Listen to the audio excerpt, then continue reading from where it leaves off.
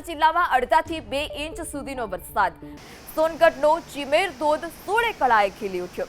200 ફૂટની ઊંચાઈથી પડતા આ ધોધનો નયનરમ્ય નજારો પણ સામે આવ્યો છે. આ નજારો માણવા માટે પ્રવાસીઓ દૂર દૂરથી પહોંચી રહ્યા છે.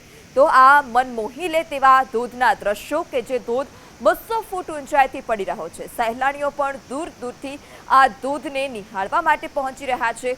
પ્રકૃતિ 16 કળાએ ખીલી ઉઠી છે. આસપાસની વનરાજી પણ ખીલી ઉઠી છે. ત્યારે આ ચીમેર ધોધના દ્રશ્યો કે જે 200 ફૂટ ઊંચાઈથી પડે છે અને સારા વરસાદને કારણે ઉપરવાસમાં ભારે વરસાદને કારણે જે અનેક નદી નાળા જે જીવંત થયા છે, ધોધ સક્રિય થયા છે, ત્યારે આ ચીમેર ધોધ કે જેનો નયનરમ્ય દ્રશ્યો સામે આવ્યા છે.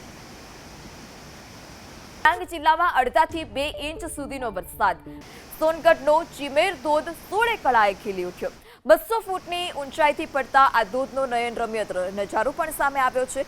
આ નજારો માણવા માટે પ્રવાસીઓ દૂર દૂરથી પહોંચી રહ્યા છે.